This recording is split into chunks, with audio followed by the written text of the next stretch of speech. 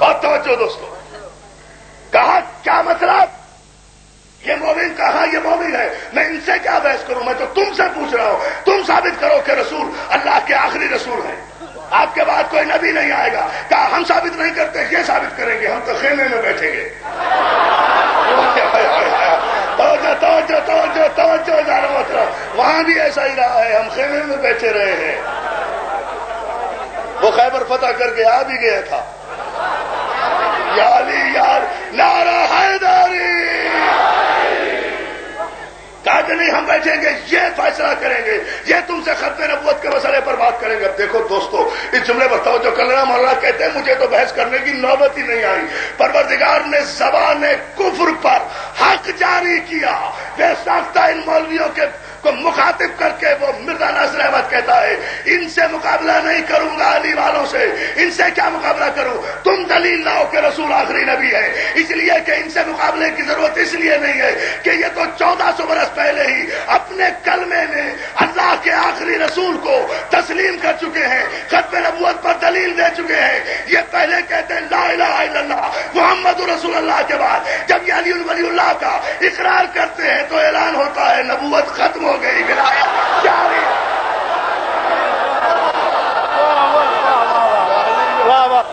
توجہ ہے نا اذان محترم؟ یہی تو وہ منزل فکر ہے، یہی وہ منزل فکر ہے اذان محترم. زمانہ سمجھتا نہیں ہے، زمانہ سمجھتا نہیں ہے. جہاں کسی دن ہم مسکرائے انہیں موت آئی. نہ ہمیں ہنستا ہوا دیکھ سکتے ہو نہ روتا ہوا دیکھ سکتے ہو. چاہتے کیا ہو بھائی؟ بھائی ہنستے تم بھی ہو روتے تم بھی ہو. ہنستے ہم بھی ہیں روتے تم بھی ہو. غور کرو اس جملے پر. اس میں پریشانی کی کیا بات ہے؟ نہ ہمیں ہنستا دیکھ سکتے ہیں نہ ہمیں روتا دیکھ سکتے ہیں. ہنستے بھی ہم اپنے منہ سے ہیں، روتے بھی اپنی آنکھوں سے ہیں. پریشانی مولانا کو ہوتی ہے. اور توجہ جانا محترم، پریشانی بھائی ہنسنا رونا تو جبلت ہے انسان کی. فرق صرف یہ ہے نہ ہنسنا بذات خود بری بات ہے نہ رونا بذات خود بدعت ہے. بے موقع ہنسنا بھی غلط ہے، بے موقع رونا بھی غلط. یا علی ایک جملہ کہا ہے میں نے دوستو، بے موقع ہنسنا بھی گناہ ہے اور بے موقع رونا بھی لا تحزن کی آیتوں کو عرش سے اترنے پر مجبور کر دیتا ہے. توجہ ہے نا؟ توجہ ہے نا؟ ابھی تفصیل میں نہیں جا رہا ہے جانا مطلب، لیکن ایک جملہ میں آپ کی خدمت میں ضرور عرض کروں گا. ہم خوش ہوں بھائی، خیر برکت ہوگی. ہمارے گھر میں کنڈے کر رہے ہیں ہم، رجب منا رہے ہیں ہم، نذر کر رہے ہیں ہم، نیاز کر رہے ہیں ہم، کنڈے کر رہے ہیں ہم. کنڈا ہو رہا ہے ان کا،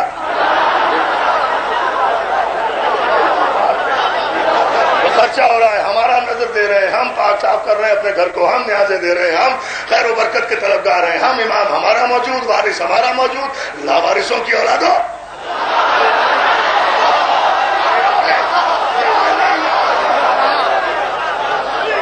یاد رکھو یہ جملہ لیتے جاؤ. کسی بہت بڑی مجلس کا جملہ ہے جو تمہارے شاداب اور جذباتی ہم ہموں کی نظر کر رہا ہوں. یاد رکھو نظر و نیاز کا کوئی کانسیپٹ اور کسی مذہب میں ہو ہی نہیں سکتا، اس لیے کہ نظر زندہ کی ہوتی ہے، مردوں کی فاتحہ ہوتی ہے. آ جائیں اور ہمارا وارث ہمارا امام تھا نہیں ہے. یادی اور تمہیں سلامت رکھے. اب آج نظر کر رہے ہیں ہم، اہتمام کر رہے ہیں ہم، کنڈے کر رہے ہیں ہم، نیاز کر رہے ہیں ہم. آج لے آئے نہیں جی نہیں، یہ تو یہ سب حرام ہے، یہ بدعت ہے، یہ لکھنؤ والوں کی ایجاد ہے، یہ ایسا ہے یہ ویسا ہے. یہ تو علی والے آج خوشی مناتے ہیں، خوشی مناتے ہیں اس لیے کہ آج کے دن معاویہ مرا تھا، معاویہ کے مرانے کی خوشی مناتے ہیں. تو معاویہ کے مرنا، معاویہ کو اتنا قیمتی تو نہیں تھا کہ اس کے لیے ہم کنڈا کریں. توجہ ہے نا؟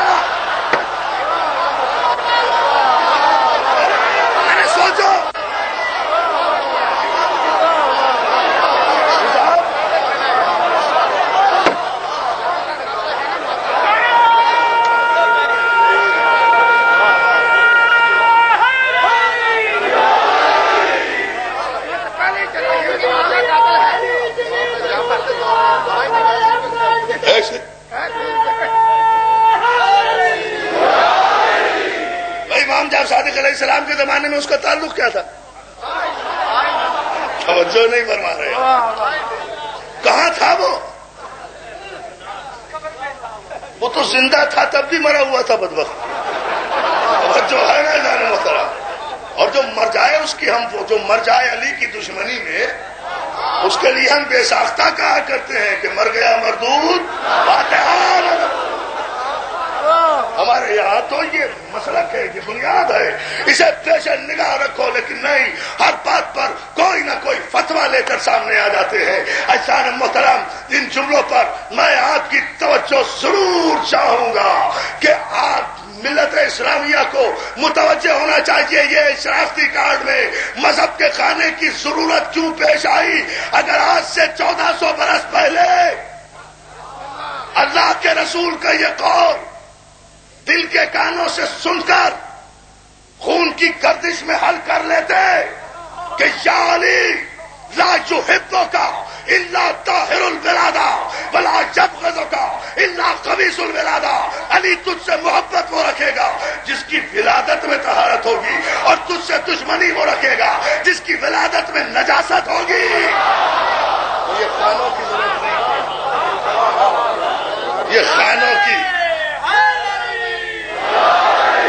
یہ خانوں کی ضرورت نہیں تھی۔ احسان محترم، قرآن نے حد فاصل کھینچی ہے، طاہر اور نجس کے درمیان آئے تطہیر نازل کر کے ہم کسی قسم کی نجاست کو در بطول تک آنے ہی نہیں دیں گے۔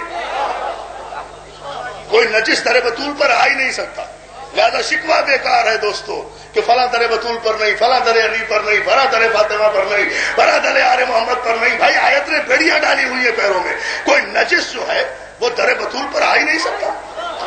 اب جو بھی در بطول پر ادب کے ساتھ آیا ہے سمجھ لو پاک ہے، سمجھ لو حسب نسب کے صحیح ہے، سمجھ لو اسے اپنے شناختی کارڈ دکھانے کی ضرورت نہیں ہے، سمجھ لو وہ مسلمان نہیں ہے، سلمان ہے،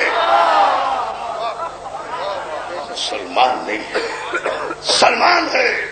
وہ سلمان کے جس نے اپنی سجدگاہ ہی بطول کی ڈیوڑی کو بنایا، اور جسے مصیبت کے وقت میں دو جملے، اور میں سہمت نہیں دیتا، مسائل نہیں پڑھا، صرف ایک جملہ کہہ رہا ہوں، جسے انتہائی مصیبت کے وقت میں رسول کی اکلوتی بطول بیٹی نے 4 گھنٹے دربار میں کھڑے ہو کر پکارا یہ کہہ کر، چاچا سلمان میرے پیروں پر ورم آ گئی ہے۔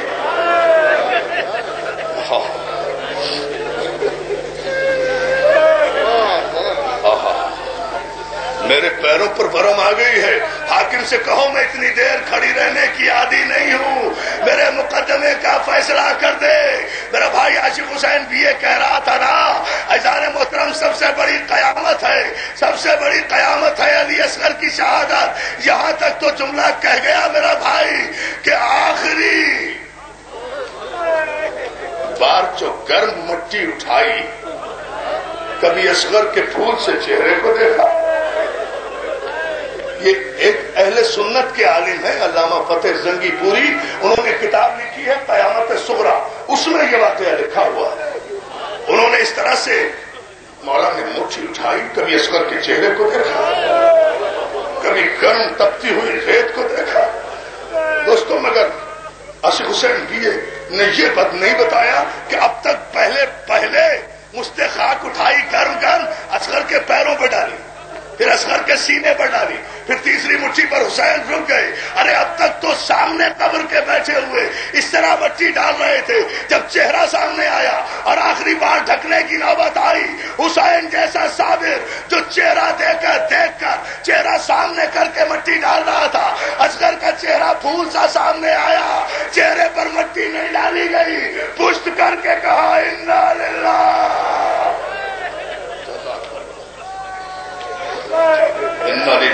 دوستو ایک جملہ کہوں گا، رباب کے لیے یہ بہت آسان تھا کہ اصغر کے گلے میں تیر دیکھ لے، رباب کے لیے یہ بہت آسان تھا کہ اصغر کے لاشے کو اٹھا کر امام کے حکم پر میدان میں لے آئے، رباب کے لیے آسان تھا اپنے لال کی قبر بنتے ہوئے دیکھے، لیکن رباب کے دل سے پوچھو، رباب کے لیے سب سے بڑی قیامت اس وقت آئی تھی دوستو